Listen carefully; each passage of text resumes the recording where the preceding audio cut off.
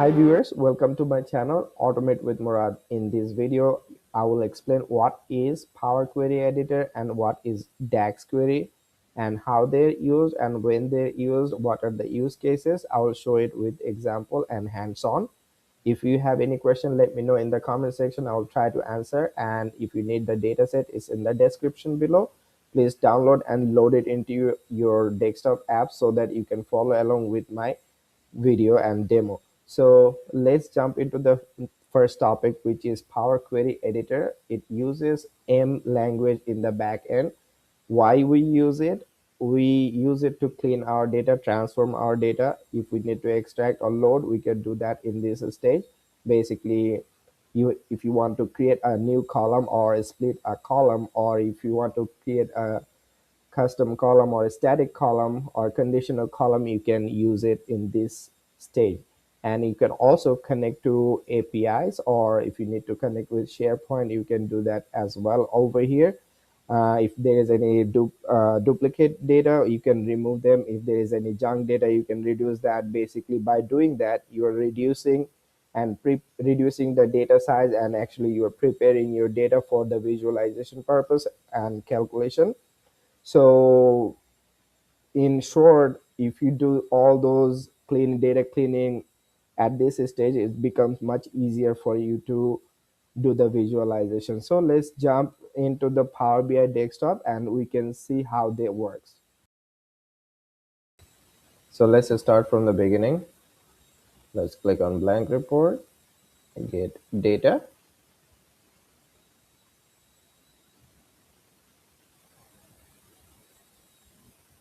And then we can select Excel workbook.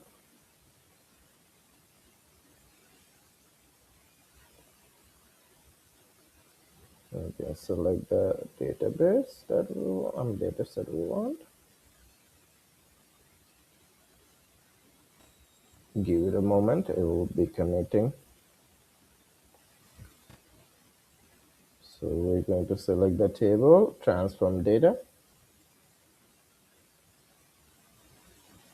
The Power Query Editor is loading up.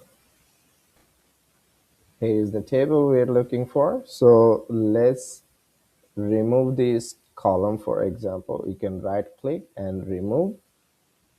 Since we don't need that column, if we need to change the data type for this column, date column, you can just simply click on the left and select the date, which is already selected. If we need to change the data type for this column, you can do that by selecting whatever you want to do it. In this case, if we want to select the distributor name and we want to bring it right next to the brand name. So here's the distributor name. So we rearrange the column at this stage, and you can see all the data is over here. So here we can do a couple more things. For example, we can add state name with all this city. So in order to do that, we can create a new column, and let's go to custom column, and we can call it city. Let's go state. And here we can select the location, city location, city right here, and to connect two of them. So let's within that column we can set h and c. So what this will do, it will create a new column called city state, and what it will do, all the data that remain within that column, it will add nc with the existing data. So let's click yes, and you will see a new column got created.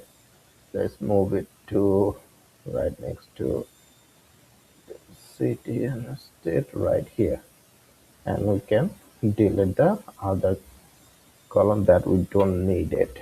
So we just deleted that, and here on the right side you can see that all the applied whatever the steps we have taken over here, It's all listed over here at this point. What we can do is, let's go to,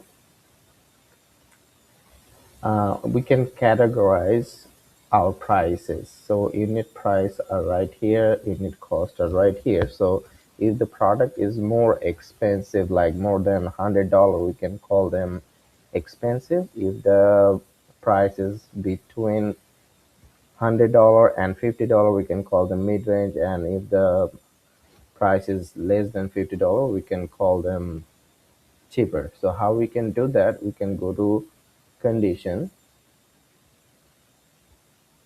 Let's click that and we can call it price category. Price category. And then we can say that unit cost. If the unit cost is greater than $100, then we can call it expensive. And if the unit cost is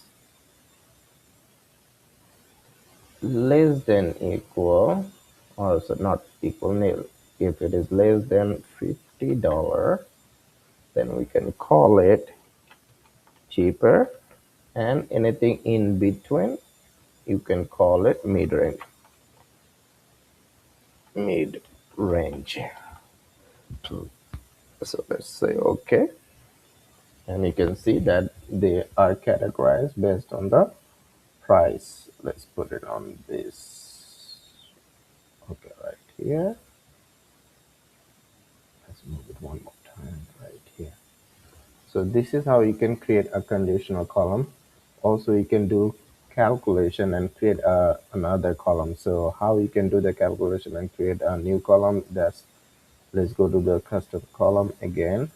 What we can do, find a margin for unit margin. So for example, we can say unit margin. So what it will do is, we how much profit we're making each item. We can find that by subtracting the unit cost from the unit price. So in order to do that, we can just scroll down right here, unit price, and select, double click that, and then minus, and we can select the double click the unit cost, and that will create another column after clicking OK. So if you, here you go, you can see that. So now let's bring right next to the unit price. So unit cost was 135, but the unit price is 219. So this is the margin per unit. So if we want to see only expensive item, we can filter them, and you can unselect this and click OK. We're keeping only the expensive product. So these are the expensive units, expensive items.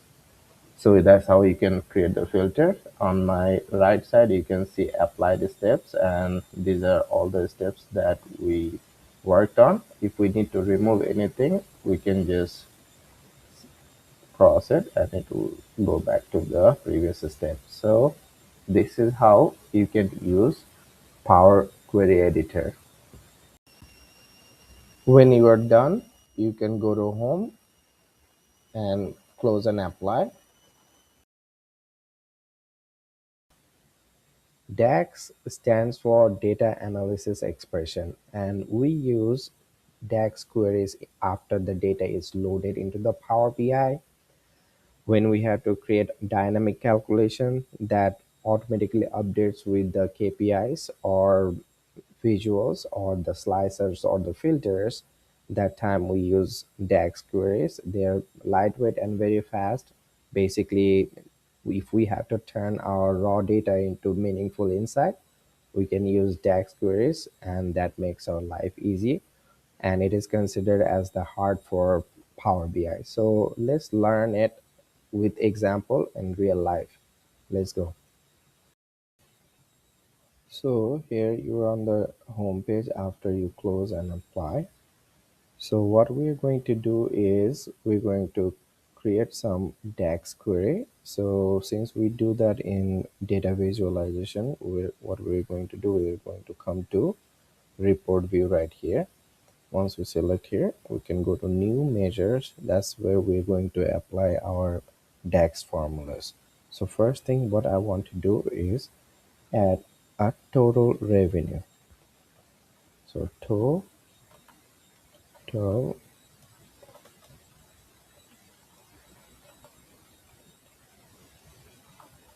revenue is equals to,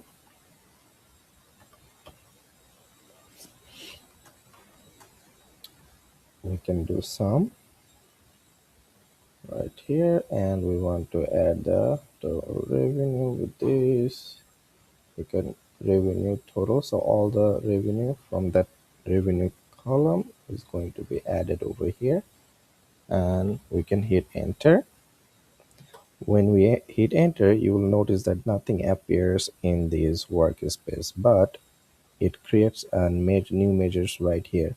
And if we want to see the data, we can just simply click on matrix right here, double click, and a box will appear in the work area, so we can drag and drop and see the total number right here. But same number, if you want to see as a high level data for our visualization purpose, you can also select on double click on card right here, and you will see that it will appear right on top, and you can drag and drop that total revenue right here, and you will see the numbers. This $37,000 is over here. Since this is high level information, we're going to be using the card. And if we have to see the total number, exact number, you can see it from here using the matrix. So in the matrix, you can actually add more columns in there, but for this video, I'm not going to be using that. Now let's go find that total profit. In order to find our total profit, we have to subtract our total expense from our total revenue. So what we can do is we can create another measure, click measure, and then type total profit. Total profit underscore, and then okay, total profit is equals to total revenue. So I'm gonna be adding sum again, sum of total revenue, and close it, minus our sum of expenses. So sum, and then our total sum of expenses right here, and then close the bracket and make sure everything looks good, and then hit enter, and the new measure got created over here. Let's do the same thing, double click on the matrix, and then we are going to bring this total profit right here, and you can see the total profit populated right here.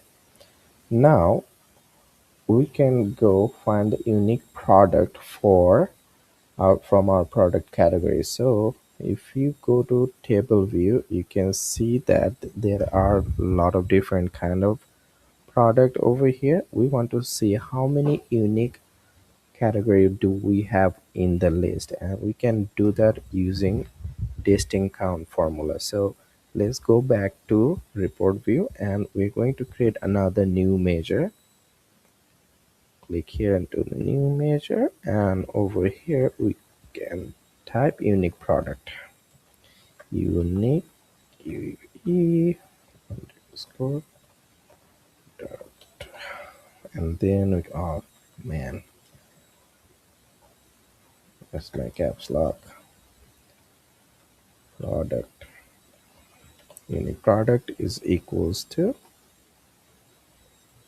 unique product. We can see distinct count, so distinct count, let's select the distinct count, and what we want to do is from our total product category. So this is our product category, so we want the product category and we want distinct item, I mean distinct category. So let's close it and hit enter, and you will see new measure gets created.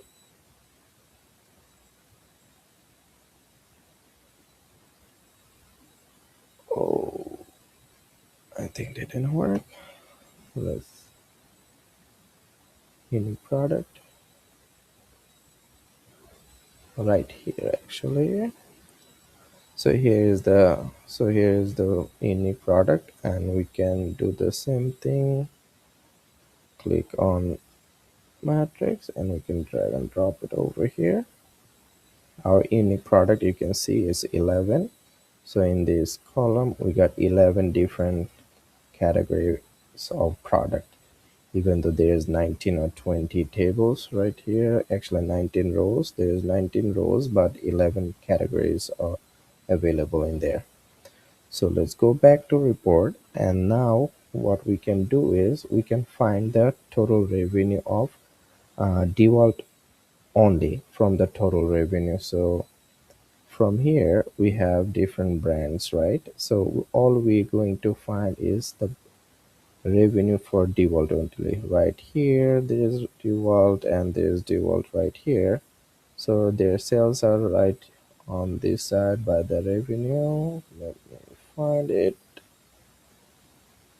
You can see the revenues are over here. So what are we going to find? We're going to find only the total revenue for the brand name DeWalt. So how we can do it? Let's create another measure, and we can call it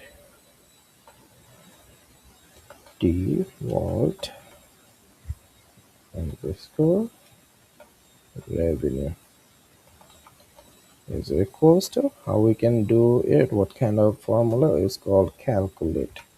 So we can use calculate. When you select calculate, you will see that there's an expression and there's filter, two parameters that we can use. So for us, we want to filter out our DeWalt revenue from which revenue, from our total revenue, right? So let's go select this one. So this would be the revenue. So from here we can see table and total revenue, and what we can do is put a comma, and then we are going to filter out the brand name.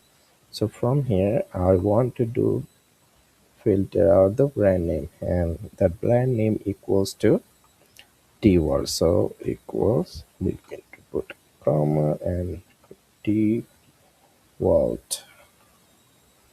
and then close it, and right here. So this should work. So let's click enter, and you will see new measures got created. Okay, now let's do the same thing one more time. We can create matrix and put the drag and drop the DeWalt revenue right here, and you will see that DeWalt revenue is populating over here. Now let's select a donut chart and see how this looks like. We have all these measures for visualization. We put all these over here inside the matrix, but if we need to make it more nicer, we can select this donut chart and we can drag and drop all these values as well. For example, we want total expense, and then I want total profit. I can drag drop that.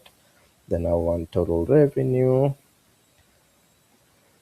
and you will see that all those data gets populated right here. So we have total expense, total profit, and total revenue. And if you need to add anything else, you can do that too. But if you expand it, you can see that our sum of total expense is in blue color, then dark blue total profit, and total revenue is in orange color. So you can also validate this from this clustered column. So let's double click on that and see, cross verify if our measures are right or not. So over here we're going to select the brand name, and we want to see the total revenue, which are not measured We did not create this. This was the part of the actual table. This is where this sign with calculator, they are the one we just created through DAX queries. So when you click over here, you can see the DAX is right here. So DAX expression over here, but if you're clicking over here, you don't see anything because they're the original table data and versus this is the one we just created.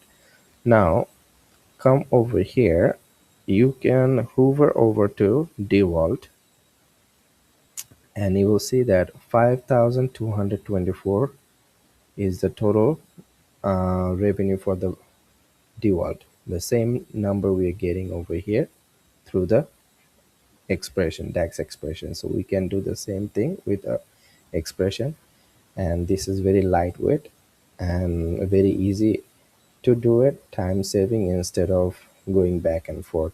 I'm going to make a separate video just for DAX queries where you will learn in depth how the formulas work and how can you populate data and how you can orchestrate. Anyway, if you like my video and this contents, please feel free to like and share and comment that and support me.